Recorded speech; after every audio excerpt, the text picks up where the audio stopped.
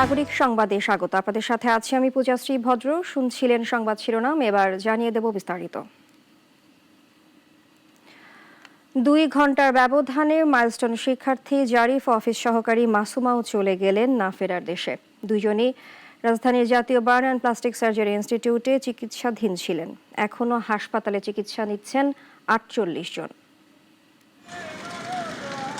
সকাল 9টার দিকে বার্ন ইনস্টিটিউটের নিবিড় পরিচর্যা কেন্দ্রে চিকিৎসাধীন অবস্থায় মারা যায় শিক্ষার্থী Zarif Farhan. Milestone school and কলেজের 7ম শ্রেণীর শিক্ষার্থী ছিল সে। তার বয়স 13 বছর। বেলা 11:15টার দিকে মারা যান স্কুলের কর্মচারী মাসুমা বেগম। তার গ্রামের বাড়ি ভোলায়। তিনি পরিবার নিয়ে উত্তর এলাকায় থাকতেন।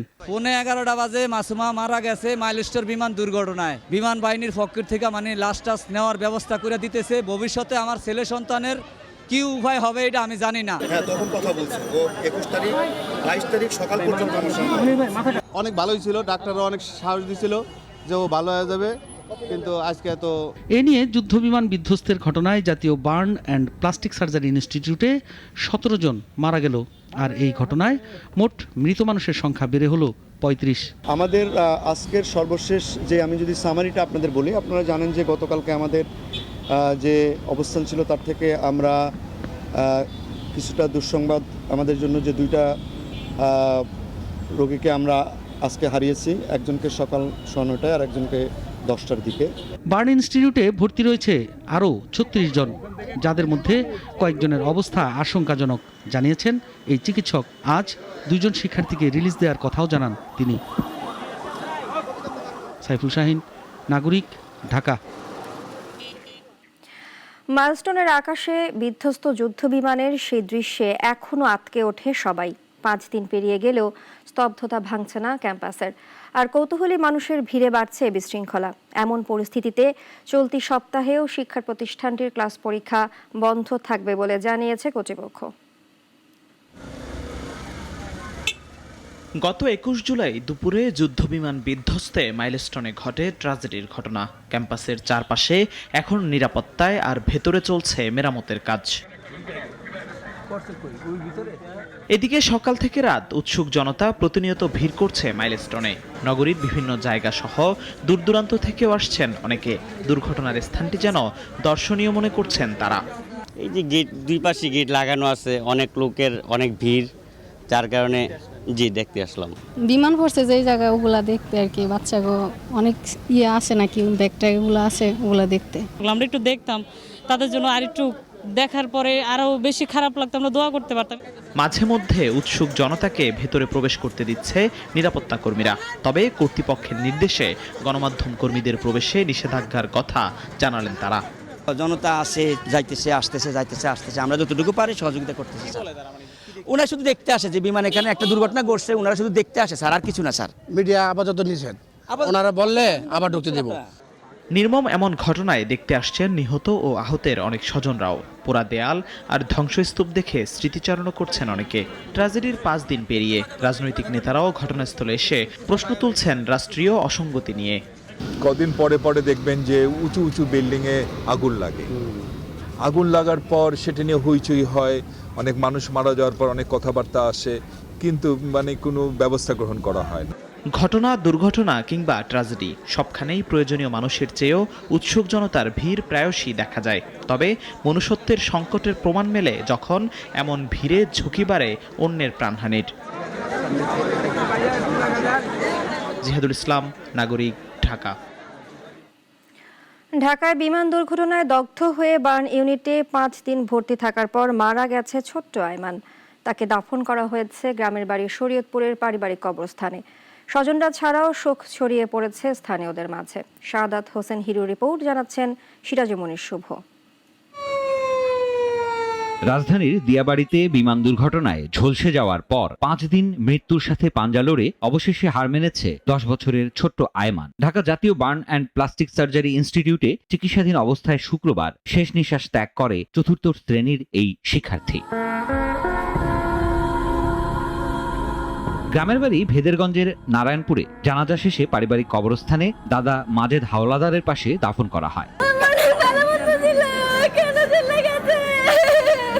আয়মানের আজকে মৃত্যু হয়ে গেছে, আমার পৃথিবী ছেড়ে চলে গেছে, এটা আসলে বিশ্বাস করতে পারতেছি না, স্বপ্নের মতো মনে হইতেছে। এই ঘটনায় গোটা এলাকায় শোকের ছায়া নেমে এসেছে। আত্মীয় স্বজন আর পাড়া প্রতিবেশীর ভিড়ে শোকার্ত পরিবেশ। তার বাবা মাই বুঝবে যে আমার সন্তান নাই, মানে আসলে ভাষায় বলা যায় না কতটা কষ্টদায়ক। একটা সন্তান ছাড়া বাবা মা বেঁচে থাকবে, মানে মরার মতো বেঁচে থাকবে। স্বজনরা জানান মেয়েটার স্বপ্ন ছিল ডাক্তার হওয়ার, সেই স্বপ্নই রয়ে গেল। আয়মানের মতো আরো যাদের স্বপ্ন সেদিন পুড়েছে তাদের সবার জন্য ন্যায় চান আয়মানের বাবা মা। সিরাজুম শুভ, নাগরিক। দেশ বিদেশ থেকে ভাড়া করা মানুষ দিয়ে দেশ শাসন হবে কিনা প্রশ্ন বিএনপি মহাসচিব মির্জা ফখরুল ইসলাম আলমগীরের। গণতন্ত্রে উত্তরণের পথ খোঁজা হচ্ছে, নির্বাচন দিয়ে জনগণের শাসন প্রতিষ্ঠা করতে হবে বলেও মত তার। রাতারাতি সংস্কার না করে একটি প্রক্রিয়ার মধ্য দিয়ে যাওয়ার পরামর্শ দিয়েছেন বিএনপি মহাসচিব। রাজধানীতে আলাদা দুটি অনুষ্ঠানে এসব কথা বলেন বিএনপি মহাসচিব। জিয়া পরিষদের আয়োজনে জাতীয় প্রেস ক্লাবে জুলাই বিপ্লবের প্রত্যাশা ও প্রাপ্তি শীর্ষক এক আলোচনা সভায় যোগ দেন বিএনপি মহাসচিব মির্জা ফখরুল ইসলাম আলমগীর। দেশে রাজনৈতিক শূন্যতা ও প্রতিকূল অবস্থা বিরাজ করছে উল্লেখ করে নির্বাচনের প্রয়োজনীয়তা তুলে ধরেন তিনি। বলেন, দেশ ও শাসনে প্রয়োজন জনগণের সরকার। খুব জোর করে বলছে, জোর গলায় বলছে আনুপাতিক হারে যে আপনার পিয়ার পদ্ধতির নির্বাচন। আনুপাতিকটা কি জিনিস? ভোট হবে, জনগণ ভোট দেবে, এতে করে আমাদের দেশের সাধারণ মানুষ যারা তাদের এলাকাতে একজন নেতা চায়, প্রতিনিধি চায়, তার কাজগুলো করার জন্য সে একজন নেতৃত্ব খোঁজে, সেটা কোনো মতেই সম্ভব হবে না। রাতারাতি নয়, একটি প্রক্রিয়ার মধ্য দিয়ে সংস্কার হতে হয় বলেও মন্তব্য করেন মির্জা ফখরুল। কয়েকজন লোক সংস্কার যারা করছেন তারা কতগুলো বৈঠক করে আপনার সংস্কারে কত বিষয় নিয়ে এসে জনগণকে দিয়ে দিলেন আর সংস্কার হয়ে গেল, সেভাবে সংস্কার হয় না। কয়েকজন ব্যক্তিকে দেশ বিদেশ থেকে ভাড়া করে নিয়ে এসে কি দেশ চালানো যায়? যায় না। এই যে সহজ সরল কথা, এই সহজ সরল কথাটা আমাদেরকে উপলব্ধি করতে হবে। এর আগে সিরডাপ মিলনায়তনে হোসেন জিল্লুর রহমানের লেখা অর্থনীতি, শাসন ও ক্ষমতা শিরোনামের গ্রন্থ প্রকাশ ও আলোচনা অনুষ্ঠানও সমসাময়িক প্রসঙ্গ নিয়ে কথা বলেন মির্জা ফখরুল। বর্তমান যে রাষ্ট্র কাঠামো আছে এর গুণগত পরিবর্তন দরকার, অর্থনৈতিক যে কাঠামো আছে তারও গুণগত পরিবর্তন দরকার, কিন্তু এটা একদিনে রাতারাতি কোনো সম্ভব নয়। আপনার এটার একটা প্রক্রিয়া দরকার, এবং সেই প্রক্রিয়াটা হচ্ছে গণতান্ত্রিক প্রক্রিয়া। দেশ এখন জগা খিচুড়ির মধ্য দিয়ে চলছে জানিয়ে মির্জা ফখরুল বলেন, ট্রাম্পের শুল্ক বাংলাদেশকে বিপদে ফেলতে যাচ্ছে, এর উত্তরণে রাজনৈতিক দলগুলোর সঙ্গে আলোচনার উপরও জোর দেন তিনি। রাশিদুল কাদির, নাগরিক, ঢাকা। সংস্কার ছাড়া নির্বাচন চায় না জাতীয় নাগরিক পার্টি এনসিপি। দলটির নেতারা বলছেন, সব মানুষের অধিকার নিশ্চিত করতে নতুন সংবিধান দরকার, কিন্তু এর বিপক্ষে দাঁড়িয়ে গেছে একটি গোষ্ঠী। মৌলভীবাজারে পথসভায় এনসিপি নেতারা এসব কথা বলেন। এএস কাকরের পাঠানো তথ্য ছবিতে সাইদার মানের রিপোর্ট। শনিবার জাতীয় নাগরিক পার্টির পদযাত্রা ছিল শহরের বেরিরপাড় পয়েন্টে। সমাবেশ শেষে কথা বলেন দলটির শীর্ষ নেতারা। এনসিপি আহ্বায়ক নাহিদ ইসলাম বলেন, পুরনো সিস্টেম আর আইনে আমরা বাংলাদেশকে দেখতে চাইনি, কিন্তু নানা শক্তি এখনো পুরনো সিস্টেমেই দেশকে এগিয়ে নেওয়ার চেষ্টা করছে। বাংলাদেশে ৭২-এর সংবিধানকে প্রতিষ্ঠা করতে একটি পক্ষ মাঠে নেমেছে। সংবিধানে সকল জাতি ধর্ম সকলের সমান অধিকার নিশ্চিত করা হবে। সেই নতুন সংবিধানের বিপক্ষে দাঁড়িয়ে যাচ্ছে বিভিন্ন রাজনৈতিক শক্তি। এর আগে শহরের কেন্দ্রীয় শহীদ মিনার থেকে জুলাই পদযাত্রা শুরু হয়ে শহরের শাহ মোস্তফা সড়কে এসে শেষ হয়। এ সময় নেতারা বলেন, সংস্কার ছাড়া তারা নির্বাচন চায় না। আমরা সরকারের কথা বিশ্বাস করতে চাই না। জনগণের ঘোষণাপত্র রাজপথে এখন জনগণে দিবে ইনশাআল্লাহ। টাকা পয়সা ঘুষ দিয়ে সরকারের সেবা নিতে হয়। ২৪-এর অভ্যুত্থানের পরে ঘুষ দিয়ে সরকারি সেবা পেতে হবে, এই বাংলাদেশ আমরা আর দেখতে চাই না। ৭২-এর সংবিধানকে মুজিববাদী প্রতিষ্ঠার চক্রান্ত বলে মনে করে এনসিপি। এমন দাবি করে দলটির নেতারা সেই চক্রান্ত থেকে বের হতে চান। বলেন, তারা গড়ে তুলতে চায় সম্প্রীতির রাজনীতি।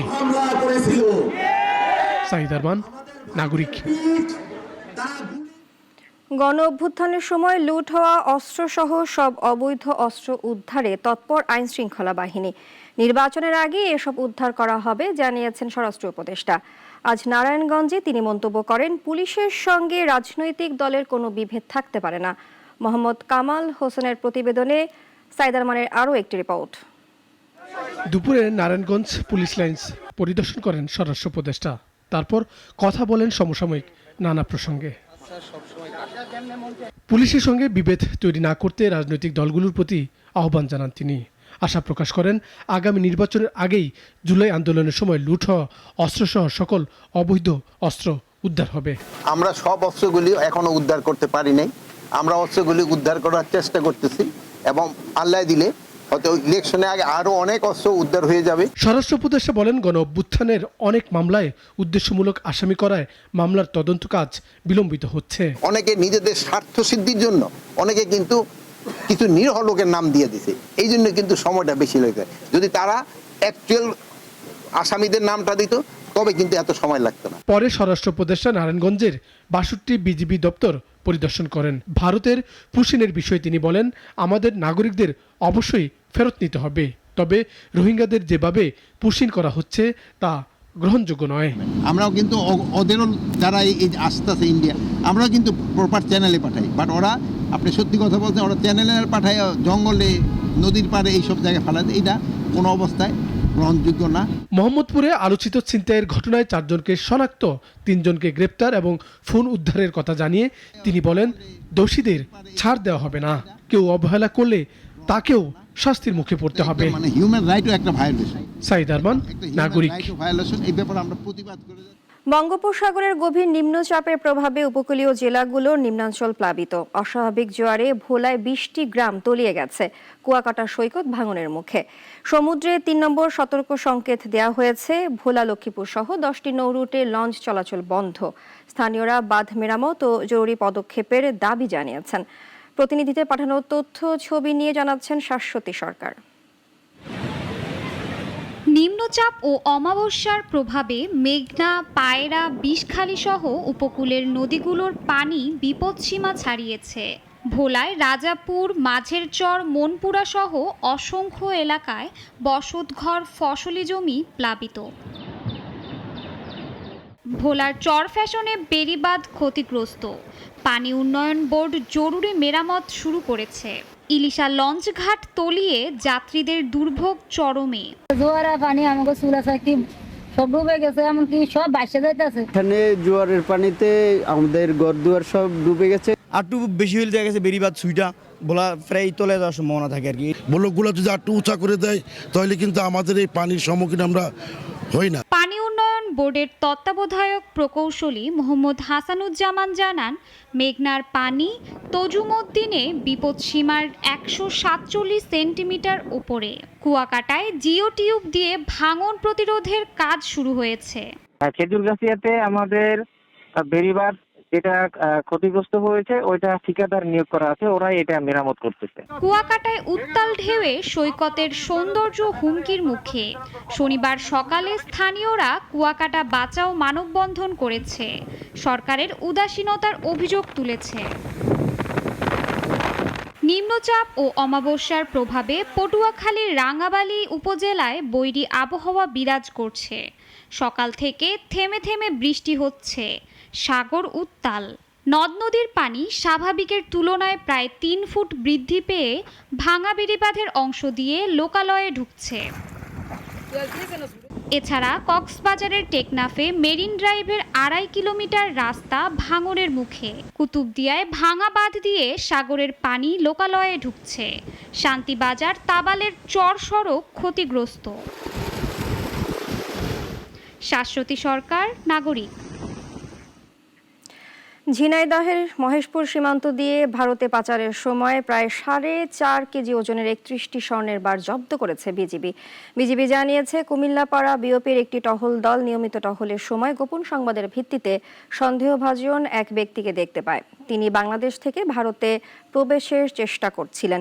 এ সময় তাকে চ্যালেঞ্জ করলে সঙ্গে থাকা ব্যাগ ফেলে ভারতের দিকে দৌড়ে পালিয়ে যায়। পরে ফেলে যাওয়া থলে উদ্ধার করে কুমিল্লাপাড়া বিওপিতে নিয়ে যাওয়া হয়।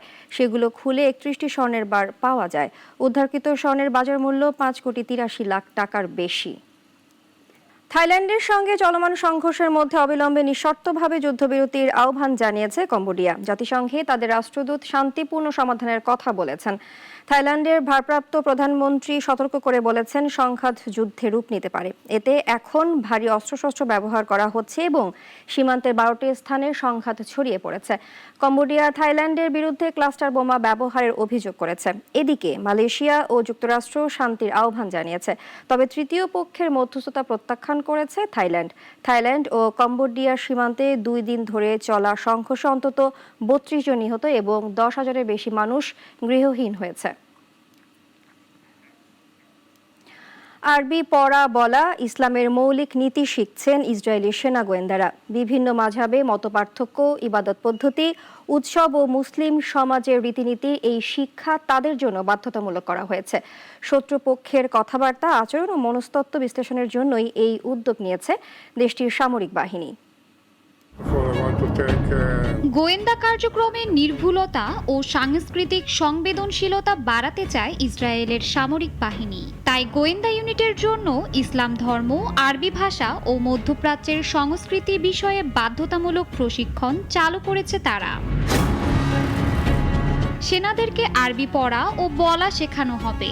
পাশাপাশি ইসলামের মৌলিক নীতিমালা, বিভিন্ন মাযহাব ও তাদের মধ্যে ধর্মীয় মতপার্থক্যও বোঝানো হবে। এছাড়া মুসলিমদের ইবাদত পদ্ধতি, উৎসব, সামাজিক রীতিনীতি এবং মুসলিম সমাজে প্রচলিত সংস্কার নিয়েও শিক্ষা পাবেন তারা। 2025 সালের মধ্যে এই প্রশিক্ষণ গোয়েন্দা ইউনিটের সব সদস্যদের জন্য কার্যকর হবে। ইসরায়েলি সেনাবাহিনীর মতে, শত্রুপক্ষের কথাবার্তা ও মনস্তত্ত্ব বিশ্লেষণে গোয়েন্দাদের জন্য ইসলাম ও আরবি ভাষার জ্ঞান অত্যন্ত জরুরি। প্রযুক্তির পাশাপাশি সাংস্কৃতিক বোধ গোয়েন্দা কাজে সঠিক সিদ্ধান্ত নিতে সহায়তা করবে। তাদের মতে, এই কর্মসূচি সৈন্যদের মধ্যে নৈতিক ও মানবিক সচেতনতা তৈরি করবে, যাতে দ্বন্দ্বপূর্ণ পরিস্থিতিতে তারা সংযমী আচরণ করতে পারে। যদিও বিশেষজ্ঞদের মতে এটি সামরিক সাফল্য আনার একটি কৌশল। শাশ্বতী সরকার, নাগরিক। এখন এ পর্যন্তই। নাগরিকের খবর ও অন্যান্য সব আয়োজন দেখতে চোখ রাখুন আমাদের ওয়েবসাইট, ইউটিউব ও ফেসবুকে। ধন্যবাদ সবাইকে।